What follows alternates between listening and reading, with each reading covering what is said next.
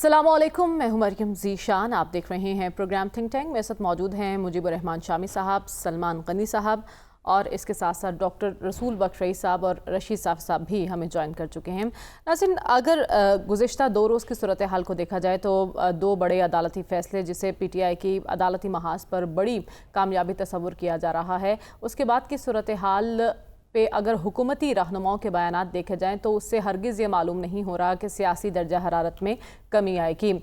हुकूमती इत्तेहाद अदालती फ़ैसलों पर भरपूर शदोमत के साथ तनकीद का सिलसिला जारी रखे हुए हैं और ऐसे में कल एक अहम इजलास बुला लिया गया है मरी में। उसमें भी ये फ़ैसला किया जाएगा कि पार्लियामान का इजलास बुलाए और जो हुकूमती फ़ैसले जो आए हैं, अदालती फ़ैसले हुकूमत के ख़िलाफ़, उस पर आगे क्या हिकमत अमली अपनानी है, ये बात ज़ेर गौर लाई जाएगी। हमारा सवाल ये है कि ऐसे हालात में जब हमारी मौशी हालत इतनी अच्छी नहीं है और इस्लाहात का हम तकाज़ा कर रहे हैं, जो हालात हैं हमारे, उसमें हुकूमत की तरजीहात क्या होनी चाहिए? क्या उनका फ़ोकस मईशत पर नहीं होना चाहिए या ऐसी लड़ाइयों में वो उलझ जाए? इसी सवाल को आज मैं अपने पैनल के सामने रखूँगी। सबसे पहले शामी साहब, आपकी जानिब आऊँगी। हुकूमत क्यों इतना घबराई हुई है इन फैसलों पर, जबकि हमने कल भी डिस्कस किया कि नंबर गेम उनके अब भी उनके हक़ में है, हुकूमत को ऐसा कोई ख़तरा भी नहीं है, फिर इन मामलात पर इतनी संजीदगी क्यों तारी की जा रही है? लेकिन संजीदगी का तकाजा इस वक्त हमारे मुआशी हालात कर रहे हैं।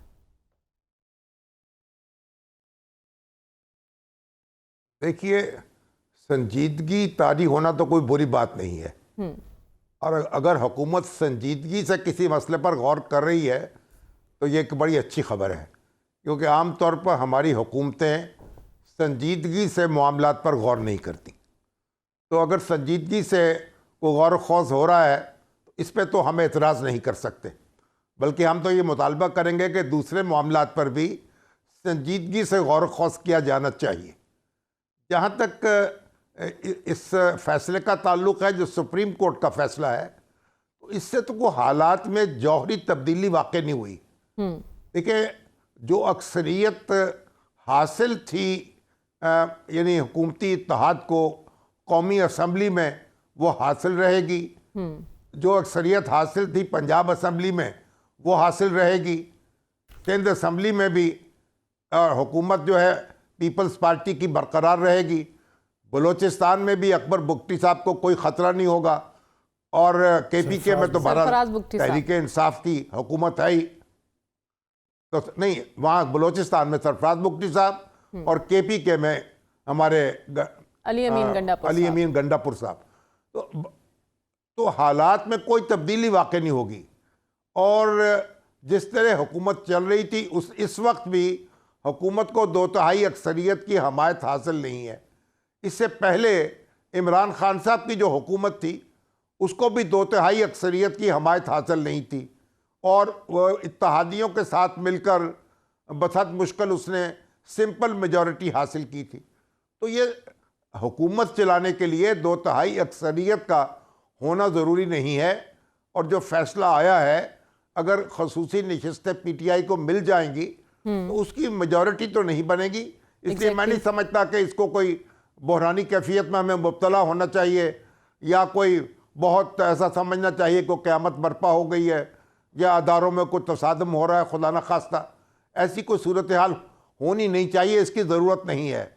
और जहाँ तक अदलिया का ताल्लुक़ है, देखिए, अदलिया के पास ये इख्तियार है कि वो आइन की तशरीह कर सके, और आइन की तशरीह करते हुए वो बहुत दूर तक भी जा सकती है। एक अमेरिकन हमारे चीफ जस्टिस थे मार्शल, उन्होंने कहा था कि ये बात दुरुस्त है कि अदालतें आइन के तहत काम करती हैं, लेकिन आइन क्या है ये भी अदालतें ही बताती हैं। तो अदालतों का जो दायरा है तशरीह का बहुत वसी है। उसका हल ये है कि अगर पार्लियामेंट के पास 2/3 अक्सरियत हो तो फिर वो किसी भी फैसले के असरात को कम कर सकती है या नई कानून साजी कर सकती है। यहाँ ऐसी कोई सूरत नहीं है, इसलिए जो फैसला हो गया है उस पर बिल्कुल ठंडे दिल के साथ, खुले जहन के साथ उस पर अमल कीजिए और आगे बढ़िए। शामी साहब, जो अगर हम हुकूमती रहनुमाओं के बयानात सुने तो काफ़ी सीखपा दिखाई दे रहे हैं। फिर जो कल इजलास होने जा रहा है, आपको लगता है कोई बड़ा फैसला मुतवक्के है?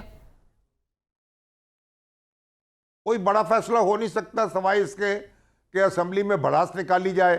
جس طرح جج صاحبان جو ہیں وہ ریمارکس دیتے ہیں اپنے یعنی جب سماعت کر رہے ہوتے ہیں, اسی طرح کے ریمارکس جو ہیں وہ اسمبلیوں میں بھی دے دیے جائیں, قومی اسمبلی میں اس طرح بھڑاس نکال لی جائے.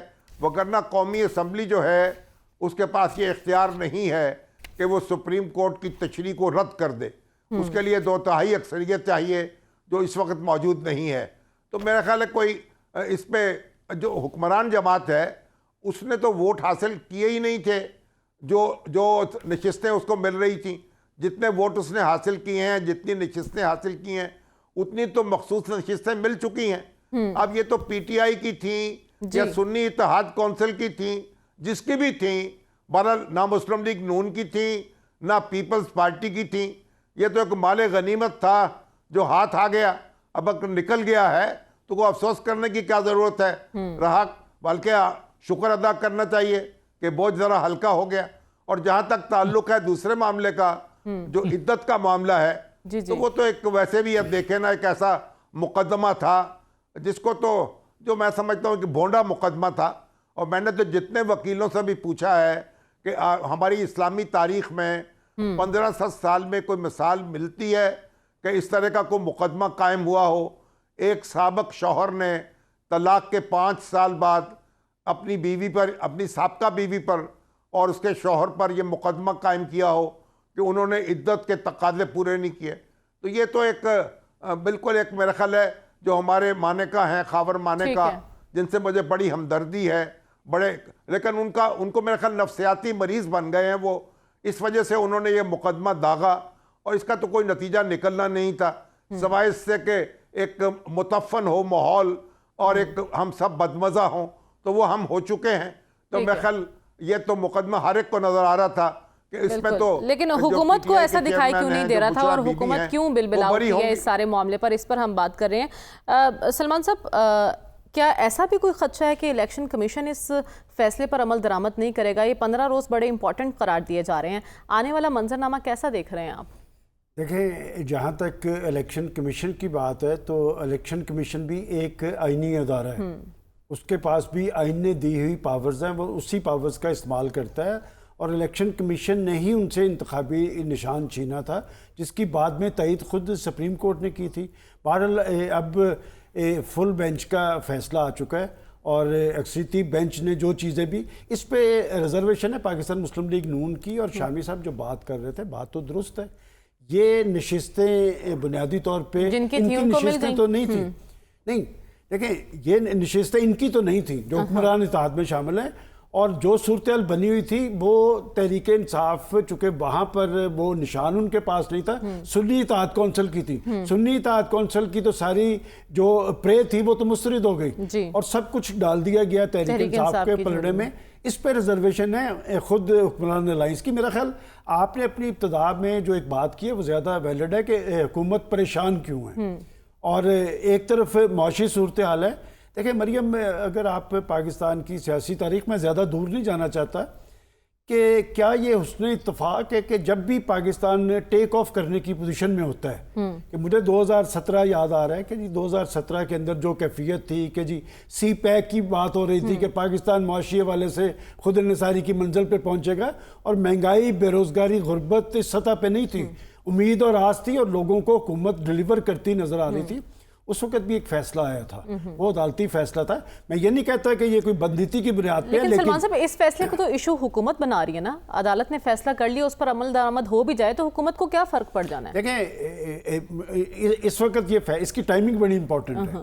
کہ بات یہ کہ میں فیصلے کو کرٹیسائز نہیں کر رہا, یہ بات ضرور ہے کہ فیصلے کے سیاسی صورتحال پر اثرات ہوئے ہیں, اور ایک پولیٹیکل پارٹی, میں ہمیشہ سے یہ کہتا ہوں کہ آپ پولیٹیکل پارٹیز کا راستہ نہیں روک سکتے. دوسری بات آپ یہ کہہ رہے ہیں کہ جی حکومت پریشان اسی لیے ہے کہ جو حکومت یہ سمجھ رہی تھی کہ ہم ٹیک آف کرنے کی پوزیشن میں ہیں, اور پاکستان کے اندر بیرونی اندرونی سرمایہ کاری ہو رہی ہے, ہمیں $7 ارب کا IMF سے قرض مل رہا ہے, ایک ایسی صورتحال طاری ہوئی ہے جس سے گورنمنٹ دفاعی محاذ پہ گئی ہے. اور میں ایک بات آپ کو واضح کر دوں جو خبر والی بات ہے, اس وقت تمام چینلز پہ یہ ہے کہ کل مری میں ایک اجلاس ہو رہا ہے, بہت بڑا اجلاس ہے, اس میں بڑا فیصلہ ہوگا. میری اطلاع کے مطابق وہاں کوئی اجلاس نہیں ہو رہا, اور اس پہ میں نے بھی کچھ دیر پہلے رانا ثناء اللہ خان صاحب جو اپنا مسلم لیگ نون پنجاب کے صدر ہیں ان سے پوچھا کہ کل کے اجلاس کا ایجنڈا کیا ہے، اور انہوں نے درست بات کی. اس نے کہا اس اجلاس کے حوالے سے ایک پرسیپشن بن رہا ہے کہ شاید یہ عدالتی فیصلے کے خلاف اپنی حکمت عملی کے تعین کے لیے کوئی اجلاس بلایا جا رہا ہے. اس نے کہا اجلاس سے بلایا گیا تھا چونکہ ہمارے کچھ تنظیمی اور حکومتی معاملات ہیں، اب یہ اجلاس کل نہیں ہو رہا. تو میں سمجھتا ہوں کہ یہ کل نہ ہونے کا مطلب ایک پازیٹیو سائن ہے، اور حکومتوں کو کبھی تصادم کی پالیسی اختیار نہیں کرنی چاہیے. اور جو عدالتی فیصلہ ہے، عدالتی فیصلے ہمیشہ ملکوں اور قوموں کے اندر استحکام کا ذریعہ بنتے ہیں. ہمارا ایک سیاسی المیہ یہ ہے کہ ہر بڑا عدالتی فیصلہ وہ پاکستان کے اندر ایک نئی صورتحال طاری کرتا ہے. نئی صورتحال طاری ہوئی ہے، اور بات یہ کہ یہ بات بھی درست ہے کہ سیٹیں ان کی نہیں تھی، دوسری پارٹی کی تھی. دوسری پارٹی کو کس حد تک فیور ملی ہے؟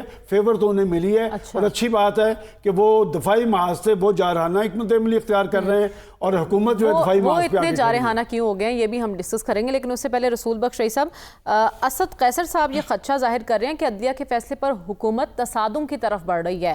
آپ کو ایسا لگ رہا ہے کہ اس فیصلے کے بعد حکومت کوئی ایسا قدم اٹھائے گی؟ دیکھیں، بیانات تو آئے ہیں جس سے کہ بو آتی ہے کہ وہ دل سے تسلیم نہیں کر رہے، اور جو باتیں کی گئی ہیں وہ عدلیہ سے تصادم کو ہوا دینے کے مترادف ہیں. لیکن میرا خیال یہ ہے کہ جس طریقے سے کل کا اجلاس ملتوی کیا گیا ہے، ہو سکتا ہے کہ سوچ یہ پیدا ہو رہی ہو کہ ہمیں معیشت پر توجہ دینی چاہیے. پاکستان کے سماجی مسائل ہیں، یہاں پہ مہنگائی، بے روزگاری ہے. تو ایک اور محاذ کھول کے حکومت کو کیا ملے گا کہ وہ فیصلے کو جتنا بھی بیانات دیں، اسمبلی میں بھی بے شک لے جائیں، وہاں دھواں تقریریں بھی کریں، فیصلہ تو تبدیل نہیں ہو سکتا. فیصلہ تبدیل ہونے کے لیے دوبارہ آپ کو سپریم کورٹ پہ جانا ہوگا، جس کا کہ ریویو کا حق کسی کو حاصل ہے، سب کو حاصل ہے جو اس میں فریق ہے. اس کے بعد کیا ہوگا یہ کچھ نہیں کہہ سکتے. لیکن اگر آپ فیصلہ تبدیل نہیں کر سکتے تو دانشمندی کی بات یہ ہے کہ آپ اسے نہ صرف تسلیم کریں بلکہ یہ کہیں کہ جی یہ ہمارا آئینی فرض بنتا ہے کہ ہم اس کو انفورس کریں. اس کے یہ الیکشن کمیشن آف پاکستان پر بھی ایک آئینی ذمہ داری ہے، حکومت پر بھی ذمہ داری ہے، تمام سیاسی اداروں پر ذمہ داری ہے. تمام معاملات اس طرح سے چلتے ہیں. میرا خیال ہے کہ جو اس وقت ہمیں قومی بحرانوں کا سامنا ہے، ان کے پیش نظر یہ بات بنتی نہیں ہے کہ اس قسم کے محاذ کھولے جائیں. فیصلے سپریم کورٹ میں جانے ہوں گے، اس لیے کہ سیاسی طور پر ہم بالکل ایسا لگتا ہے کہ سیاسی ادارے مفلوج ہیں، بالکل پیرالائزڈ ہیں، اور وہ ایک دوسرے کے ساتھ کوئی مفاہمت، کوئی بات چیت کا سلسلہ چل نہیں رہا.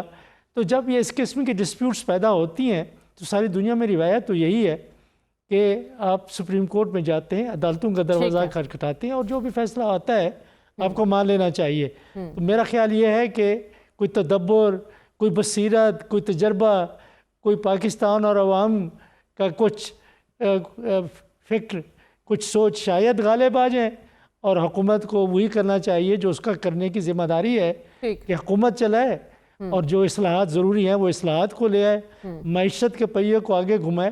اس فیصلے سے میں نہیں سمجھتا کہ معیشت کا پہیہ جام ہو جائے گا، یا کہ آپ کہہ رہے ہیں کہ حکومت ان معاملات میں الجھنے کی بجائے تو وہ پٹڑی سے اتر جائے گی، معیشت پر رکھے اور جو ضروری اصلاحات کرنے والی ہیں وہ کرے. صافی صاحب، اسلام آباد کی فضائیں کیا اشارے دے رہی ہیں؟ حکومت کیا کرنے جا رہی ہے اس معاملے پر؟ حکومت کی ترجیح کیا ہے؟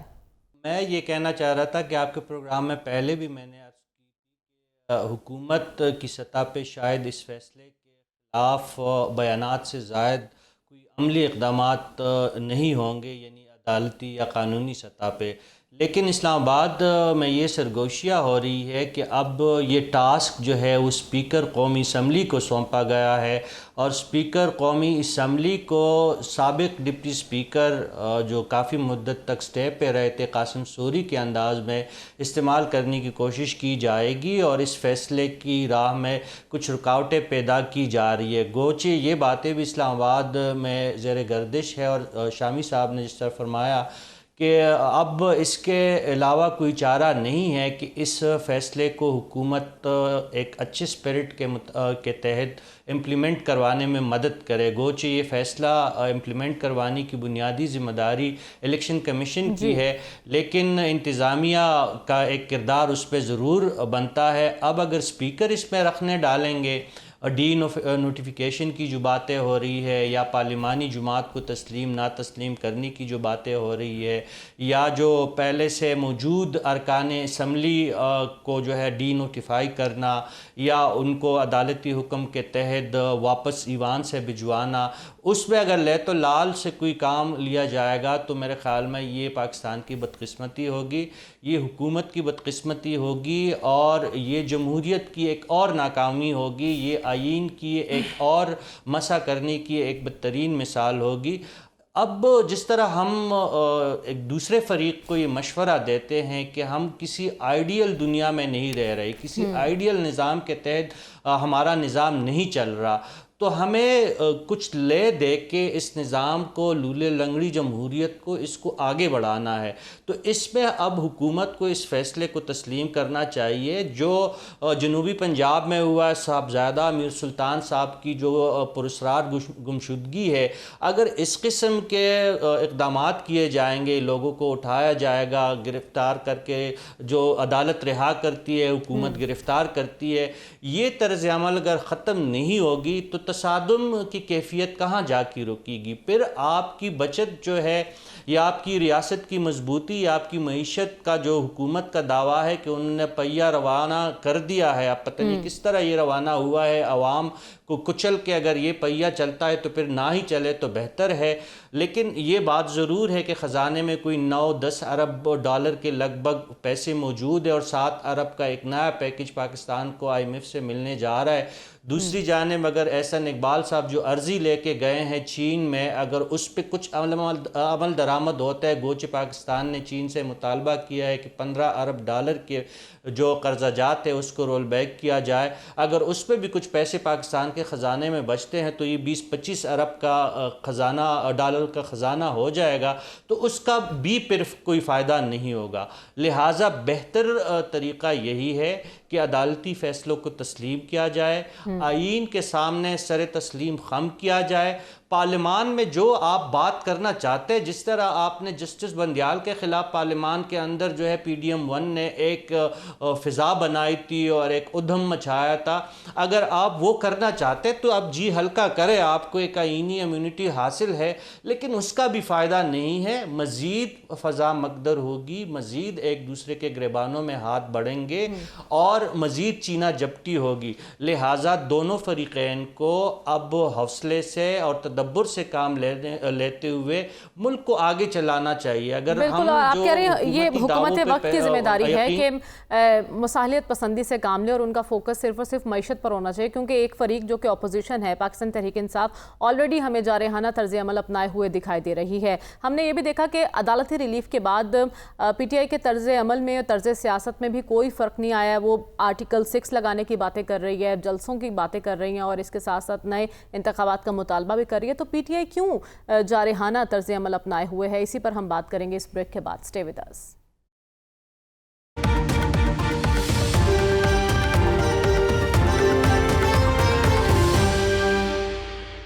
ویلکم بیک ناظرین. ایک کے بعد ایک عدالتی ریلیف کے بعد PTI مفاہمانہ کردار ادا کرنے کو اب بھی تیار نظر نہیں آ رہی. شامی صاحب، کیا وجہ ہے؟ ہم دیکھ رہے ہیں کہ ریلیف کے باوجود مصالحت پسندی کی طرف قائل نہیں ہو رہے، نہ تو بانی PTI اور نہ ہی ان کی پارٹی. اس کی وجہ کیا معلوم ہوتی ہے آپ کو؟ اور آنے والے دنوں میں آپ کو لگتا ہے کوئی تحریک حکومت کے خلاف شروع ہو سکتی ہے؟ دیکھیے، PTI کو اب سسٹم کے اندر رہتے ہوئے اپنا کردار ادا کرنا چاہیے. اس نے پہلے اسمبلیوں سے استعفیٰ دیا، سڑکوں کی سیاست شروع کی، اس کے نتیجے میں 9 مئی کا سانحہ ہوا جس نے بڑی پیچیدگیاں پیدا کی ہماری سیاسی زندگی میں اور اجتماعی زندگی میں. تو اب PTI کے لیے موقع ہے کہ وہ ایوانوں میں بیٹھ کر سیاست کرے، میدانوں میں اور سڑکوں پہ نہ نکلے. اب جب اس کو سپیس مل رہی ہے، اس کی سنوائی ہو رہی ہے، اور اس کے جو معاملات ہیں وہ درست ہو رہے ہیں تو پھر سڑکوں پہ ہنگامہ اٹھانے کی کیا ضرورت ہے؟ اگر پی ٹی آئی جو ہے تدبر سے کام نہیں لے گی تو اس کی مشکلات میں بھی اضافہ ہوگا اور ہماری اجتماعی مشکلات میں بھی اضافہ ہوگا. اس لیے ہمیں توقع رکھنی چاہیے کہ اب ناخن تدبیر جو ہے اس کو زحمت دی جائے گی اور معاملات کو بگاڑا نہیں جائے گا. یعنی یہ توقع ہم رکھ سکتے ہیں اور ہمیں موقع دینا چاہیے کہ پی ٹی آئی جو ہے اپنے آپ کو سنبھالے اور اس معاملے میں کوئی فیصلہ کرے. تو اس لیے میرا خیال ہے کہ ہتھیلی پہ سرسوں جمانے کی ضرورت نہیں ہے. جہاں تک سڑکوں پہ آنے کا تعلق ہے، جب حکومت قائم ہو جاتی ہے تو پھر اس کو ختم کرنے کے دو ہی طریقے ہیں. یا تو آپ ٹینک لے کے آ جائیں اور حکومت کو ختم کر دیں، یا پھر اسمبلی میں تحریک عدم اعتماد جو ہے اس کو منظور کرا لیں. اگر پی ٹی آئی کی اور پیپلز پارٹی کی مفاہمت ہو جائے تو حکومت ختم ہو سکتی ہے. اگر ٹینک لے کے آ جائیں تو پھر حکومت ختم ہو سکتی ہے. لیکن ایسی صورت میں تو پی ٹی آئی بھی اسی طرح سے ٹینکوں کے نیچے آ جائے گی جس طرح اس کے مخالف آئیں گے. تو اس کی تو نہ تمنا کرنی چاہیے نہ کوشش کرنی چاہیے.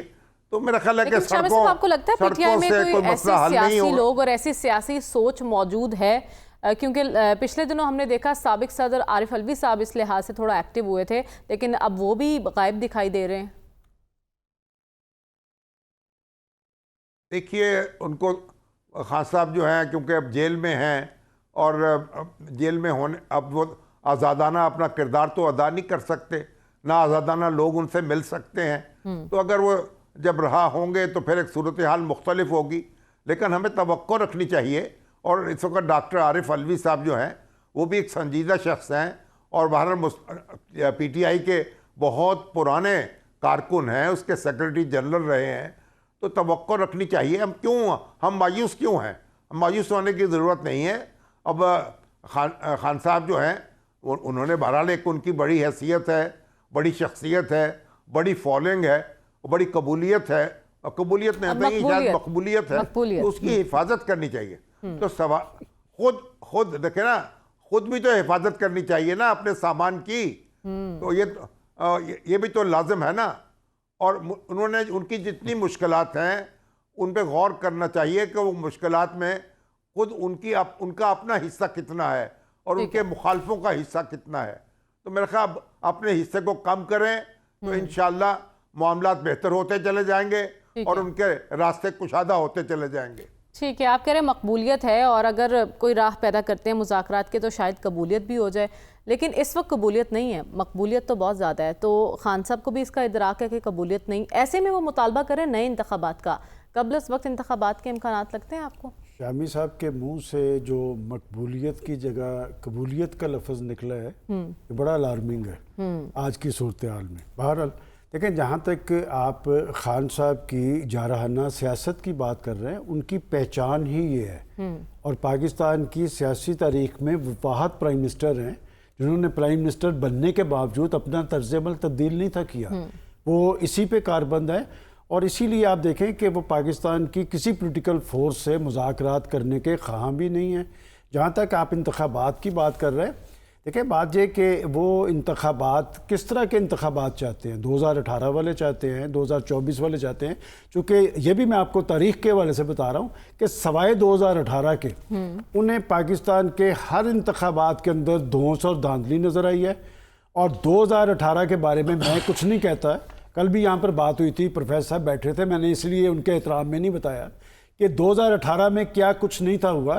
دراصل پاکستان کی ضرورت شفاف انتخابات ہیں اور شفاف انتخابات جو ہیں وہ انتخابی اصلاحات کے ساتھ مشروط ہوتے ہیں. دنیا کے جمہوری معاشروں میں پولیٹیکل فورسز ایک چھت کے تلے بیٹھتی ہے اور بیٹھ کے شفاف اور آزادانہ انتخابات کے لیے رولز طے ہوتے ہیں، ایک پروگرام طے ہوتا ہے. کس نے طے کرنے تھے؟ یہ ان کی بھی حکومت آئی، کچھ نہیں ہوا. ایک چیز ہے ہمارے ہاں پارلیمنٹ، ہمارے ہاں یہ پارلیمنٹ جس مقصد کے لیے بروئے کار لائی جاتی ہے، مقصد کے لیے بنی ہے، یہ ایک آئینی ادارہ ہے. آج تک میں نے نہیں دیکھا کہ پاکستان کے سنجیدہ ایشو ان پہ کوئی ڈسکشن ہوئی ہو. پاکستان کی ساری پولیٹیکل لیڈرشپ برسر اقتدار آنے کے بعد یہ کہتے ہیں کہ ہم پارلیمنٹ کو جواب دیں گے. کوئی پرائم منسٹر خود کو پرائم منسٹر کے پارلیمنٹ کے سامنے جواب دے نہیں سمجھتا. جو دوسروں پہ اعتراض کرتے تھے، جب وہ پرائم منسٹر بنے تو انہوں نے بھی آ کے پارلیمنٹ سے رجوع کرنا چھوڑ دیا. اور سب سے بڑا المیہ مریم صاحبہ یہ ہے کہ پاکستان کے جو ریئل ایشو ہیں، جو پولیٹیکل ایشوز ہیں، جس ملک کے اندر سیاسی قوتیں یا سیاسی لیڈرشپ اپنے معاملات بھی بیٹھ کر طے نہ کرے اور ہر معاملہ سپریم کورٹ کے سامنے چلا جائے، تو پھر اس کا کیا جواز ہے؟ آج پاکستان جس نیچ پہ پہنچا ہے، اس میں کیا پاکستان کی حکومتیں اس کی ذمہ دار نہیں ہے؟ آپ کو یاد ہوگا کہ میں نے یہاں مسلسل آپ کو کہتا رہا کہ جی پاکستان کے جو بڑے ایشوز ہیں ان پہ فیصلے سپریم کورٹ کے اندر ہوں گے. اس کا مطلب یہ پارلیمنٹ جس پہ اربوں خربوں خرچ ہوتے ہیں، یہ کس چیز کا جواز ہے؟ یہ کس چیز کا علاج ہے؟ میں سمجھتا ہوں جب تک فیصلے پارلیمنٹ کے اندر نہیں ہوں گے، نہ پاکستان کے اندر سیاسی استحکام آئے گا، نہ ہم معاشی استحکام تک پہنچ پائیں گے. الیکشن کی بات ہے، جہاں تک دیکھیں الیکشن آپ نے کروا کے دیکھ لیے، 2018 کے بعد کیا ہوا؟ کسی نے اس الیکشن کو نہیں مانا. 2024 کے الیکشن کو تحریک انصاف نہیں مان رہی. جب تک یہ صورتحال قائم رہے گی، کیا پاکستان کے اندر سیاسی استحکام قائم رہے گا؟ اور یہ جو ایک مائنڈ سیٹ ہے نا، میں نہ مانوں والا مائنڈ سیٹ، اب پاکستان آگے کی طرف اگر جانا ہے تو پاکستان کی پولیٹیکل لیڈرشپ کو اپنے طرز عمل میں تبدیلی لانے پڑے گی اور پاکستان کے آئین کو احترام دینا پڑے گا. اگر کوئی شخص یہ سمجھتا ہے کہ میں آئین قانون اور ریاست سے بالا تر ہوں، جو میں چاہوں گا وہ ہوگا، تو ایسے نہیں ہوگا. اسی مائنڈ سیٹ نے ان کو اس حالات سے دوچار کیا. لیکن یہ جو آپ آئین کی بالادستی کی باتیں اور پارلیمنٹ میں خود کو جواب دہ کرنے کی باتیں کر رہے ہیں، المیہ یہ ہے کہ اس اپوزیشن میں آ کر یہ سارا سبق یاد آ جاتا ہے، جیسے اقتدار ملتا ہے تو یہ سبق بھول جاتے ہیں. رسول بخش رئیس صاحب، پی ٹی آئی ملک گیر مزاحمت کرنے کی بات بھی کر رہی ہے. 14 اگست کو مینار پاکستان میں جلسہ کرنے کا ارادہ بھی رکھتی ہے. اجازت ملتی ہے نہیں ملتی یہ الگ بات ہے، لیکن اس کے علاوہ دوسری جماعتوں سے رابطے بھی ہو رہے ہیں. آج جماعت اسلامی کے امیر سے بھی ان کی بات چیت ہوئی ہے کہ ہم آئین کی بالادستی کے لیے مل کر آگے بڑھیں گے، بھرپور کردار ادا کریں گے. تو کیا وجہ آپ کو پی ٹی آئی کیوں مفاہمت کی طرف آتی ہوئی دکھائی نہیں دے رہی؟ اس کی بنیادی وجوہات 3 ہی ہیں جو ان کے 3 مطالبات ہیں. ایک تو وجہ یہ ہے کہ عمران خان صاحب ایک مقدمے سے عدالت سے نکلتے ہیں تو 12 مقدمے لے کے اور وہاں پہ لوگ پہنچ جاتے ہیں. تو اس کی ذمہ دار تو حکومت ہی ہے کہ حکومت اس کے بارے میں کیا کر رہی ہے. جس طرح نیب کے لوگ گئے، پھر مائی 9 کے حوالے سے کوئی 12 مقدمات اور درج کیے گئے. یہ ایک وجہ ہے کہ حکومت کے کئی نمائندے ایسے ہیں جو بار بار کہہ چکے ہیں کہ پاکستان میں استحکام اور معیشت کو اگر آپ چاہتے ہیں تو ہمیں عمران خان کو جیل کے اندر رکھنا ہوگا. اگر یہ سوچ ہے تو مفاہمت کیسے ہو سکتی ہے؟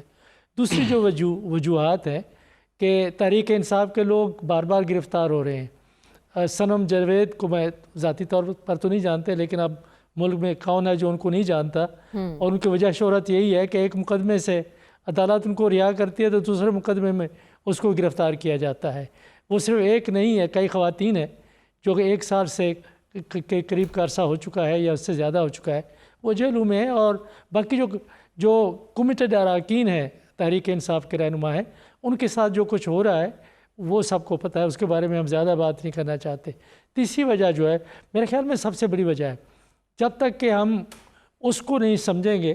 بالکل درست ہے کہ انتخابات متنازع رہے ہیں، لیکن انتخابات بذات خود تو متنازع نہیں ہوتے، یا یہ نہیں ہوتا کہ جو اس میں لوگ حصہ لیتے ہیں وہ اس کو متنازع بناتے ہیں.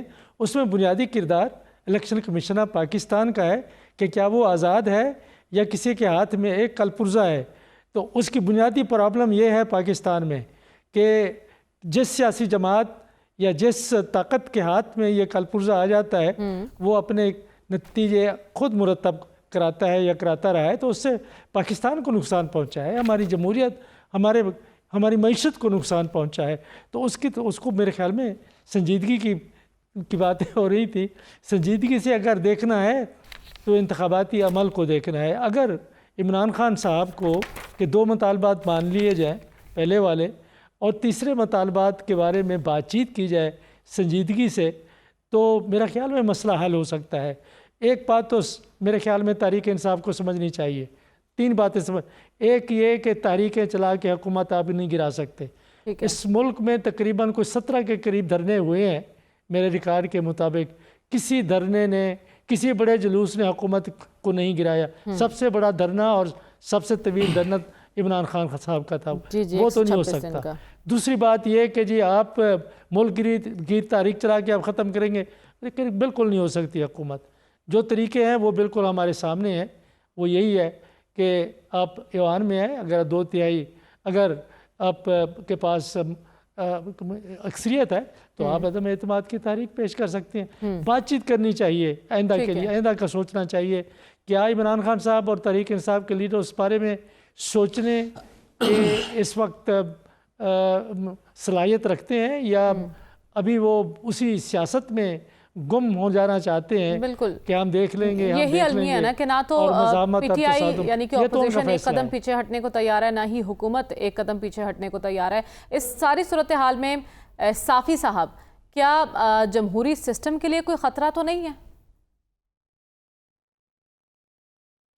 دیکھیں، سسٹم کو خطرہ تو آپ کے سامنے ہے کہ خطرات موجود ہے۔ یہ سسٹم تو ویسے بھی جو بہت بمشکل چل رہا ہے، اور اس میں اگر سیاسی مقاسمت اور سیاسی دشمنیوں کو مزید ہوا ملے گی تو ظاہر خطرات تو ہر وقت ہمارے سر پہ منڈلاتے رہتے ہیں۔ ہمارے ہاں تو کوئی کامل جمہوریت یا کامل پارلیمانی نظام تو کبھی قائم نہیں ہوا۔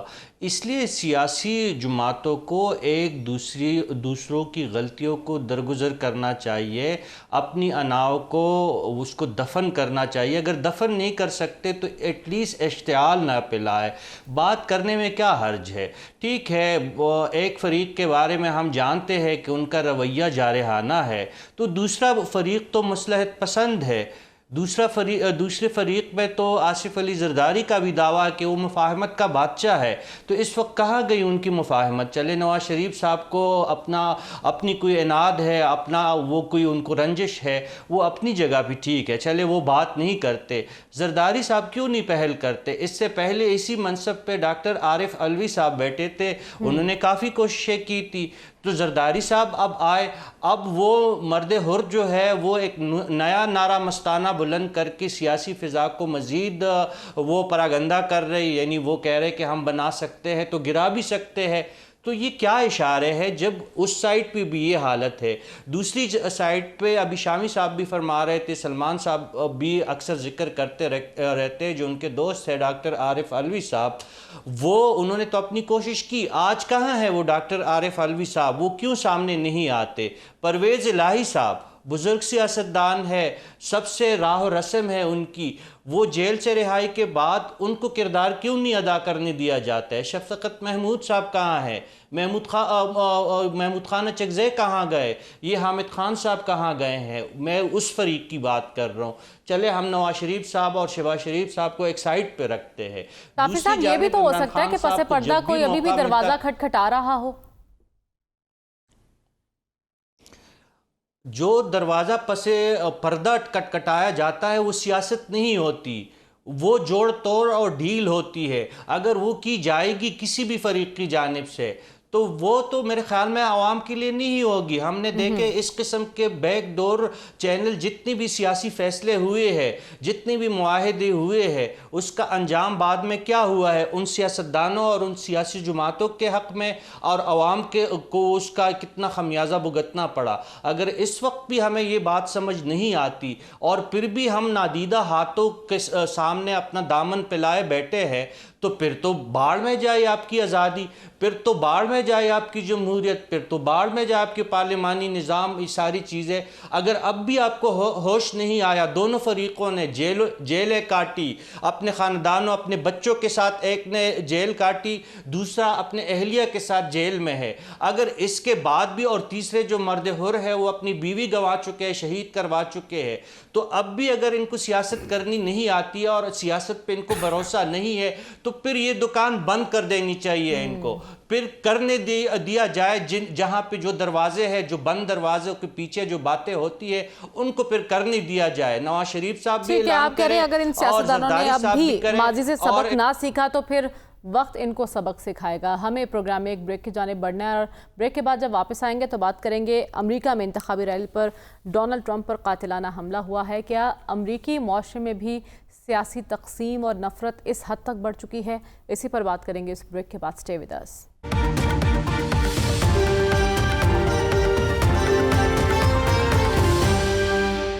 ویلکم بیک ناظرین. امریکہ میں سابق صدر ڈونلڈ ٹرمپ پر انتخابی ریلی کے دوران قاتلانہ حملہ ہوا اور وہ اس حملے میں بال بچ گئے ہیں، جبکہ اس گولی کی زد میں ایک شخص آ گیا ہے اور 2 افراد زخمی بھی ہیں. لیکن شامی صاحب، یہ جو کچھ ہوا ہے امریکہ میں سابق صدر ڈونلڈ ٹرمپ کی انتخابی ریلی کے دوران، اس تمام تر واقعے کو آپ کس طرح سے دیکھ رہے ہیں؟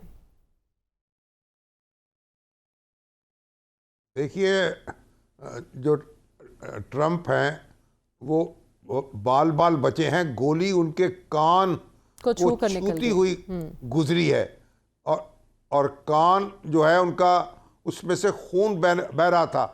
اس کا مطلب ہے کہ 1 سینٹی میٹر بھی اگر گولی آگے آ جاتی تو وہ یعنی ہلاک ہو جاتے. تو یہ تو امریکہ جو ہے ایک بہت بحرانی کیفیت سے بچ گیا ہے، اور جس شخص نے نشانہ بنایا ہے وہ تو لگتا ہے کہ وہ بڑا ٹرینڈ تھا، کیونکہ اس نے تو 20 سالہ نوجوان تھا وہ تھامس گولی چلائی ہے. لیکن اس تمام تر واقعے کے ابھی تک محرکات سامنے نہیں آئے کہ اس کا مقصد کیا تھا.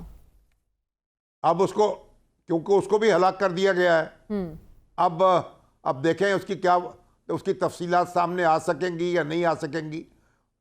خود ٹرمپ ہیں، انہوں نے بھی ایک انتہا پسندی کو بڑھاوا دیا ہے امریکہ میں. آپ کو پتہ ہے کہ 3 سال پہلے خود امریکی کانگریس پہ حملہ ہوا تھا جس طریقے سے، اور پھر اس کے بعد امریکہ کے اندر بھی وہ کہتے ہیں کہ 900 کے قریب جو ہیں انتہا پسند تنظیمیں جو ہیں وہ کام کر رہی ہیں، اور ایک انتہا پسندی کو وہاں بھی فروغ مل رہا ہے. اور جو یعنی گورے امریکنز ہیں ان کو مسلسل ان کے جذبات کو ابھارا جا رہا ہے. تو بہرحال اس کی وجوہات تو بعد میں معلوم ہوگی. اور یہ جو سوشل میڈیا ہے وہ بھی، اس نے بھی ایک کوہرام بچا رکھا ہے پوری دنیا میں، کیونکہ جو سوشل میڈیا کے پلیٹ فارم ہیں وہ قانون کے سامنے جواب دہ نہیں بنائے جا رہے، اس لیے وہ اس طرح سے معاملات کو بڑھاوا دیا جاتا ہے اور اس طرح خبریں پھیلائی جاتی ہیں. بہرحال اب امریکن سوسائٹی کو چیلنج درپیش ہے. ٹرمپ کو اس کا فائدہ کمپین میں پہنچے گا اور کہتے ہیں کہ ان کی حیثیت مزید مستحکم ہوگی. لیکن اہم پوائنٹ یہ ہے کہ امریکہ جیسے سوسائٹی میں سیاسی تقسیم اور نفرت کا اس حد تک بڑھ جانا ہے، اس کا ذمہ دار کون ہے سلمان صاحب؟ اس حد تک دیکھیں، بات یہ ہے کہ مغرب جو ہے نا وہ انتہا پسندی، شدت پسندی اور تشدد کو اسلام کے ساتھ منسلک کرتا تھا، جبکہ خود وہ جل رہا ہے. وہ لڑکا جو ہے وہ 20 سال ہے اور وہ ریپبلکن ممبر ہے، اس نے فیس ادا کی ہوئی ہے. جو ٹرمپ صاحب کی پارٹی ہے، اس کا مطلب وہ کسی نفسیاتی کیفیت سے 2-4 تھا، اور اسی نفسیاتی کیفیت میں وہاں کی نئی نسل میں ایک فرسٹریشن ہے. وہ کیوں ہے؟ دیکھیں، بات یہ ہے کہ آپ اسلام کو تو ٹارگٹ کرتے نظر آ رہے ہیں، آپ کے اپنے ایٹیچیوڈ پولیٹیکل نہیں ہیں. ٹرمپ صاحب کا بھی جو شامی صاحب حوالہ دے رہے ہیں، کیا ٹرمپ صاحب کا طرز عمل جو ہے وہ سیاسی ہے؟ وہ بھی ایک انتہا پسند ہے. اور اسی وجہ سے آپ دیکھیں کہ امریکہ جسے ہم سمجھتے تھے بڑا مہذب ملک ہے، ایک سپر پاور ہے، یہ سارے رجحانات وہاں پر پیدا ہو رہے ہیں. یہ سارے رجحانات دیگر ممالک میں. اور فرانس کے پرائم منسٹر نے تو بہت اچھی بات کی ہے، اس نے کہا کہ یہ جمہوریتوں میں تشدد کا عنصر جو ہے یہ سب کے لیے لمحہ فکری ہے. تو میں سمجھتا ہوں کہ عالمی امن بھی اس بات کے ساتھ منسلک ہے. جو پولیٹیکل لیڈرشپ ہے یا ریلیجس لیڈرشپ ہے، وہ کم از کم اپنے طرز عمل کو شائستہ بنائیں، انہیں مہذب بنائیں، اور لوگوں کو اپیل کریں کہ وہ اپنا طرز عمل روی اس میں اختیار کریں. ٹھیک ہے. رسول بخش رئی صاحب، امریکہ جیسے معاشرے کے لیے ایسا واقعہ کتنا الارمنگ ہے؟ دیکھیں، یہاں جو تصویر ہے امریکہ کی کہ وہاں پہ ہر چیز خوبصورت ہے، بہت اعلیٰ ہے، وہ ایسا بالکل نہیں ہے. وہاں بھی مسائل ہیں.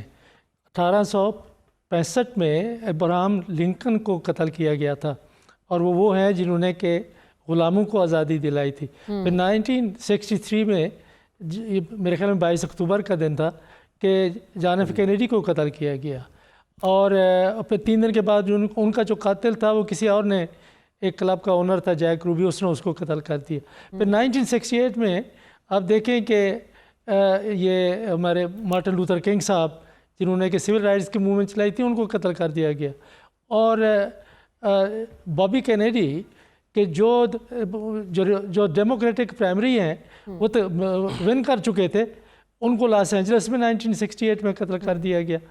1981 میں حملہ ہوا رونالڈ ریگن کے اوپر حملہ ہوا. تو یہ حملے ماضی میں میں نے آپ کو یہ بتایا یہ ہوتے رہے ہیں. اور شامی صاحب نے بالکل درست فرمایا کہ وہاں پہ نسل پرستی کی جو شدت پسندی ہے وہ اتنا گہری ہے کہ لوگوں نے ملیشیاز بنا رکھے ہیں. آپ نے سنا ہوگا ایک میک وے جس نے کہ ایک فیڈرل بلڈنگ کے اوپر ایک ٹرک سے حملہ کیا تھا ایکسپلوسو کے ساتھ اور تقریباً کوئی 60-70 لوگ اس میں ہلاک ہوئے تھے اور پھر اس کو سزائے موت ملی تھی. یہ وہ کون لوگ تھے کہ ایسے لوگ وہاں پہ موجود ہیں جو فیڈرل گورنمنٹ کو مختلف ریاستوں میں اپنا بہت بڑا دشمن سمجھتے ہیں. جو امریکی سوسائٹی کا ڈوئل سٹینڈرڈ ہے نا، جیسا کہ سلمان صاحب نے کہا کہ اسلام کے ساتھ ہمیشہ وہ انتہا پسندی اور شدت پسندی کو جوڑتے رہے. وہاں ایسا کوئی بھی واقعہ ہو جائے تو وہ اس کو نفسیاتی مریض قرار دے دیتے ہیں، لیکن ہم سے کوئی چیز جوڑنی ہو، اسلام سے جوڑنی ہو تو دہشت گرد قرار دے دیا جاتا ہے. صافی صاحب، یہ جو ڈوئل سٹینڈرڈ ہیں امریکی سیاست کے اور امریکی سوسائٹی کے، اس کے نتائج کیا ہوں گے؟ دیکھیں، ہم تو یہی بات آپ کے پروگرام میں بھی کہتے رہے اور ہمارا جو یہ خطہ ہے اس بات کی گواہی دیتا ہے کہ امریکہ کی نسل پرستی، بنیاد پرستی، اس پہ تو کوئی دو رائے نہیں ہے. اس پہ دیکھیں اسرائیل کیا کر رہے ہیں اور کس کی اما پہ غزہ میں کر رہے ہیں. میں ایک لارجر سینس میں بات کر رہا ہوں. افغانستان کو کس نے کنڈرات بدل دیا ہے، عراق کو کس نے تباہ و برباد کیا ہے، شام میں جو خون کی ندیاں بہہ رہی ہے وہ کس کی وجہ سے بہہ رہی ہے؟ یہی امریکی اسٹیبلشمنٹ اور یہی امریکی سیاسی جماعتیں اور یہی کانگریس اور یہی ریپبلکن اور یہی ڈیموکریٹس ہی ہوتے ہیں جن کی وجہ سے اور جن کی شے پہ یہ ساری چیزیں براہ راست یا بالواسطہ طور پہ ہوتی ہے. دوسری بات ہے کہ امریکہ کے اندر جو بنیاد پرستی ہے اور قدامت پسندی ہے وہ روز اول سے موجود ہے. ڈاکٹر صاحب نے آپ کو بتایا کہ 16-17 صدور کے خلاف اور سربراہ مملکت کے خلاف قتل اور اقدام قتل کے واقعات وہاں پہ رونما ہو چکے ہیں.